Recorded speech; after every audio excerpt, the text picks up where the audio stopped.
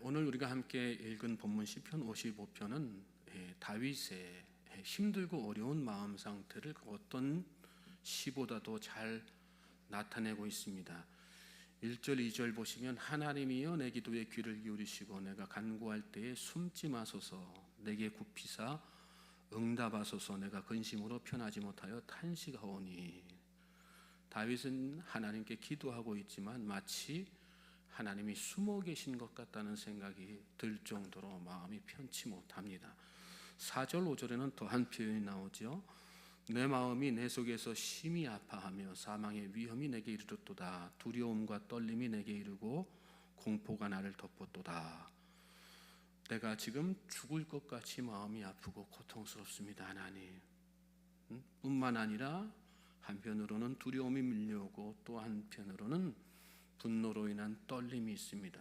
그런 표현의 말씀이죠.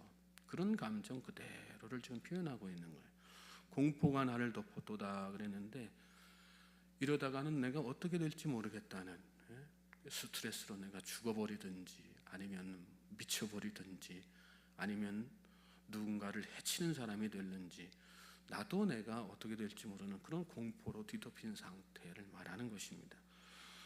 또 6절 이하 넘어가서 보시면 나는 말하기를 만일 내게 비둘기같이 날개가 있다면 날아가서 편히 쉬리로다. 내가 멀리 날아가서 광야에 머무리로다. 내가 나의 피난처로 속히 가서 폭풍과 광풍을 피하리라 하였도다. 무슨 뜻입니까?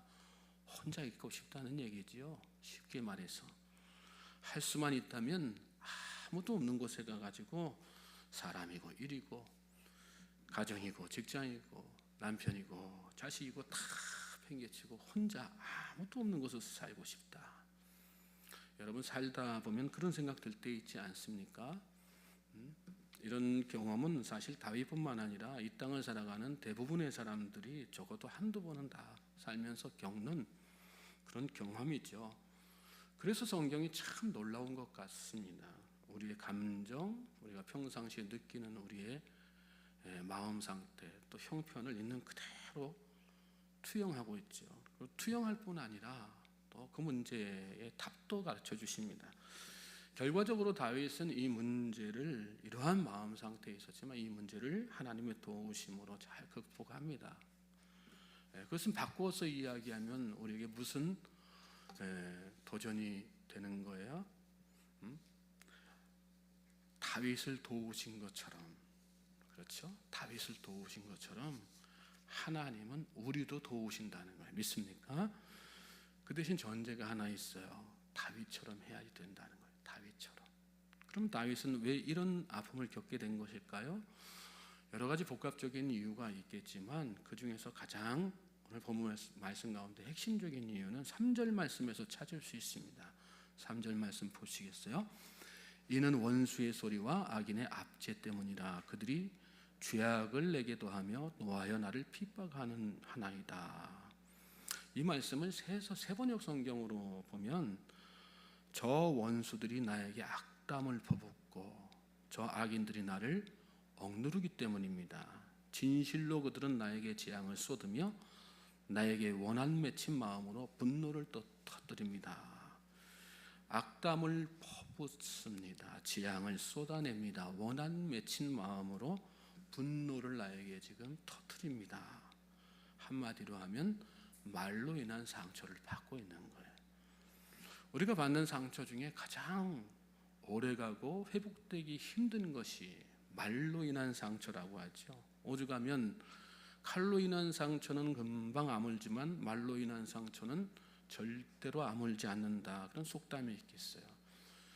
그런데 그 상처되는 말을 또 누가 했는가? 3절에는 원수라고 나와 있지만 사실은 원수가 아니었어요. 12절로 14절 우리가 넘어가서 미리 보시면 나를 책망하는 자는 원수가 아니다. 원수일진데 내가 참았을 것입니다. 나를 대하여 자기를 높이는 자는 나를 미워하는 자가 아닙니다. 미워하는 자일진데 내가 그를 피하여 숨었을 것입니다.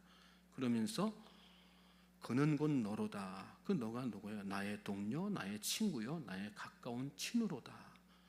우리가 같이 재미있게 의논하며 우리와 함께하여 하나님의 집 안에서 다녔도다. 한때 누구보다도 같이 앞날을 같이 의논하고 또 함께 신앙생활도 하고 그랬던 자기의 가장 가까운 동료, 친구, 원래부터 원수인 사람이 그러는 것은 물론 그 순간에는 기분 나쁘고 마음 상할지 모르지만 아주 오래 가지는 않습니다. 상처가 그러려니 하는 게 마음속에 우리 마음 한편에 다 있잖아요. 그런데 믿었던 사람, 나와 가까운 사람, 오히려 내가 다른 누군가에게 이런 상처를 당했을 때 나를 누구보다도 이해해주고 격려해줘야 하는 사람으로부터 받은 상처, 또 듣게 된 말이라고 하면 그 충격은 또 그 상처의 깊이는 이루 말할 수가 없는 거죠. 배신감의 치를 떨게 되고 자꾸 그 장면이 떠올라가지고 분을 사귈 수가 없게 되죠. 다윗이 받은 상처가 바로 그런 상처라는 거예요. 보통의 사람이라면 그런 상처를 받았을 때 여러분 어떻게 반응합니까? 가만히 있지 않죠. 가만히 있으면 뭐 되는 것 같으니까 가만히 되는 것 같으니까 가만히 못 있는 거예요. 참지 못하는 거예요. 그래서 한밤중이라도 그를 불러내서 그 앞에서 한바탕 쏟아부어 주든가 아니면 다른 방법 또는 그보다 더한 방법으로 복수를 하든가 그런 용기조차 없으면 몇 날 며칠이고 혼자 끙끙 앓죠. 화병에 몸져 눕는 거예요. 여러분 다윗에게 그런 마음이 없었을까요? 다윗도 사람인데 당연히 그런 마음이 들었겠죠. 다만 오늘 말씀 보면 그는 사람을 찾아가지 않아요. 그리고 누굴 찾아갑니까? 하나님을 찾아가요. 그리고 그를 향해서 쏟아내고 싶은 솔직한 감정과 분노를 그가 아니라 누구 앞에요? 하나님 앞에 다 쏟아내고 있는 것을 보게 돼요. 9절에서 11절입니다. 내가 성내에서 강포와 분쟁을 보았사오니 주여 그들을 멸하소서. 그들의 혀를 잘라버리소서. 그들이 주야로 성벽 위에 두루다니니 성중에는 죄악과 재난이 있으며 악독이 그 중에 있고 압박과 속임수가 그거를 떠나지 아니하도다. 이 말씀 보면 아주 과격한 표현들이 나오죠. 그들을 멸하소서, 그들의 혀를 잘라버리소서. 그들은 악독한 놈들입니다. 거짓된 자들이고 사기꾼들입니다. 혀를 다 잘라버려야지 됩니다. 그냥 이렇게 세상 사람들 앞에서 또 우리가 쉽게 쏟아내지 못할 말들을 하나님 앞에 다 그렇게 쏟아내고 있는 거예요. 15절에는 더 합니다. 15절 넘어가서 보시면 이런 말씀이 나와요. 사망이 갑자기 그들에게 임하여 산채로 수월에 내려갈지어다. 이는 악독이 그들의 거처에 있고 그들 가운데 있음이로다. 사망이 갑자기 그들에게 임하여 산채로 수월에 내려갈지어다. 속된 말로 하면 죽어마땅한 놈들, 당장 지옥에나 떨어져 버릴 그런 놈들입니다. 그렇게 그걸 하나님 앞에 다 쏟아내는 거예요. 사람 앞에 하고 싶지만 그렇게 사람 앞에 면전에서 쏟아내면 그렇게 막 욕하는 그런 말들이거든요. 당장 죽어 없어져 막 그렇게 하고 지옥에나 가버려 막 그런 얘기 하는 거거든요. 그거를 꾹 참고 지금 누구 앞에 쏟아내는 거예요? 하나님 앞에 다. 여러분 기도란 그런 거예요. 기도란 그런 거예요. 우리가 경건한 언어, 거룩한 표현으로만 하나님 앞에 기도하는 게 기도가 아니란 말씀이에요. 진짜 기도는요, 내 마음속에 있는 것 다 솔직한 감정을 하나님 앞에 있는 그대로 다 쏟아내는 거. 우리는 찬송하잖아요. 내 마음을 쏟아놓으라. 너 예수께 조용히 나가. 내 마음을 쏟아놓으라. 내 마음을 쏟아내라는 얘기는 뭐예요? 솔직한 네 마음 상태 그대로 하나님 앞에 딱 쏟아내라는 얘기잖아요. 지금 다윗이 그렇게 하고 있는 거예요. 이 사실 이게 누구한테 하고 싶은 말일까요? 원수들에게 하고 싶은 말이잖아요. 근데 그걸 하나님 앞에 다 쏟아내고 있는 거죠. 사람에게 하고 싶은 말 하나님 앞에 쏟아내는 게 기도. 사람에게 쏟아내고 싶은 그 분노와 감정 상태, 상한 마음 그대로를 하나님 앞에 그대로 다 쏟아내는 거. 그게 기도라는 사실 여러분 잘 깨닫고요. 그 불경스러운 게 아니거든요. 하나님은 다 받아주시는 거예요. 그리고 그렇게 나오기를 원하시는 분이 하나님이세요. 우리는 자꾸 내 감정을 하나님 앞에서까지 감추고 숨기려고 하니까 문제가 생기고 해결이 안 되는 거거든요. 하나님은 어떤 마음의 상태에 있든지 그걸 있는 그대로 다 쏟아내면 하나님께서 다 들어주시고 감싸주시고 위로해주시고 격려해주시고 또 하나님의 방법으로 해결해 나가시는 것입니다. 그런데 여기에 우리가 신앙생활하다 보면 한 가지 딜레마가 있어요. 이론적으로는 잘 알지만 실제적으로는 잘 안 된다는 거죠. 속상한 마음을 털어놓는 기도를 해봐요. 그렇지만 마음 한구석에 뭔가 석연치 않고 부족한 것 같고 개운치가 않아요. 그러다 보니까 어느 순간 기회가 닥치면 결국은 사람에게다 그걸 다 쏟아내잖아요. 당사자가 됐든 제3자가 됐든. 그러면 기도한 게 다 한순간에 물거품이 되고 마는 거예요. 그리고 그것 때문에 도리어 내 마음속에 또 다른 상처가 되는 악순환이 반복되는 거죠.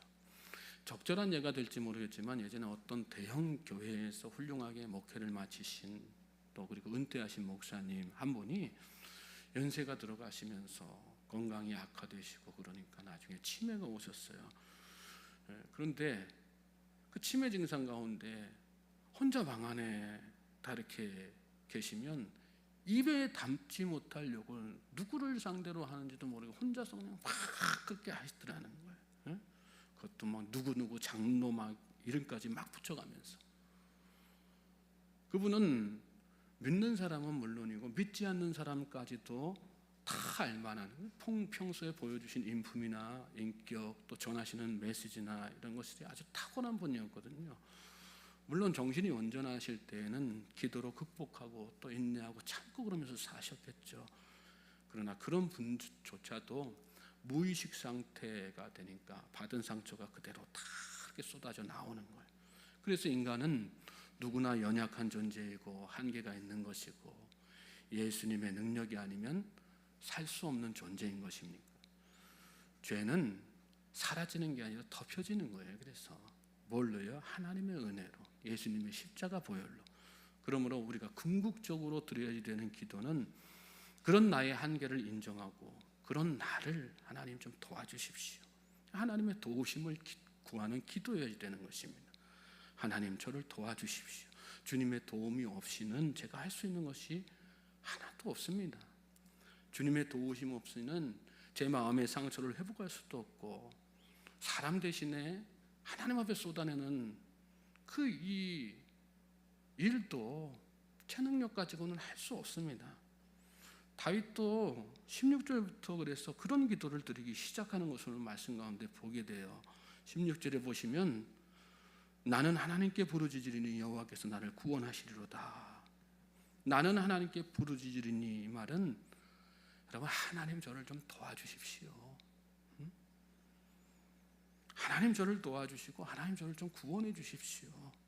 해결되지 않는 이 문제 하나님 좀 저를 불쌍히 여겨주셔서 해결해 주십시오. 저녁과 아침과 정오 하루 종일 제가 이렇게 근심하면서 탄식합니다. 그러니 하나님 제 기도 소리를 들어주십시오. 그렇게 기도한 거예요. 그리고 그렇게 기도하니까 하나님께서 그 다윗의 기도에 응답하셔서 어떻게 하세요? 다윗의 마음에 평안을 주십니다.